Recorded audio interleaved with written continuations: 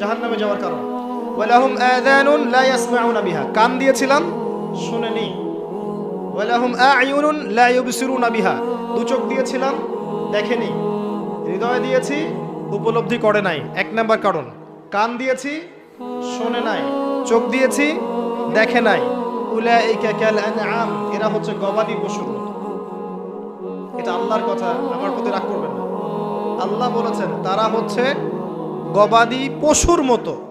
দে আর just like ক্যাটলস, বাল হুম আদল, বরং এর চাইতেও এরা নিকৃষ্ট এবং জঘন্য। উলাইকা হুমুল গাফিলুন, এরা হচ্ছে গাফেল সম্প্রদায়। আল্লাহর আয়াতগুলো আমাদের কলিজে আঘাত লাগে না? না, এখন আমাদের কলবগুলো অনেক শক্ত হয়ে গেছে মাশাআল্লাহ।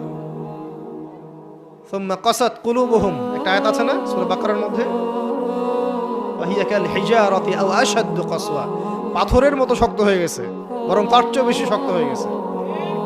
দেখবেন আল্লাহর আয়াতগুলো যখন আপনার কলিজে আঘাত করবে না, শক্ত হয়ে যাবে, বুঝবেন আপনার কলবে দুইটা জিনিসের অভাব আছে।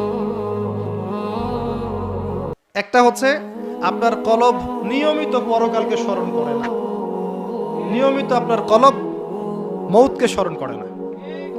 দুই নাম্বার হচ্ছে আপনার কলবে কোরআনের তেলাওয়াত পৌঁছাচ্ছে না।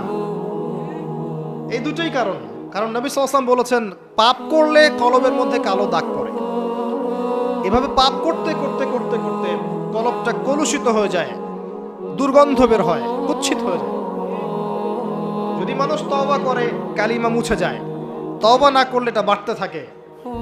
নবীজি বলছেন আমি কি তোমাদেরকে জানিয়ে দিব কোন কাজ তোমার কলবের মরিচা দূর করবে? সাহাবীরা বললেন অবশ্যই ইয়া রাসূলুল্লাহ। তিনি তখন এই দুইটা কাজ বলেছেন। এক নাম্বার, বেশি থেকে বেশি কোরআন তেলাওয়াত এবং মৌতের স্মরণ তোমার কলবকে পরিষ্কার করে দিবে।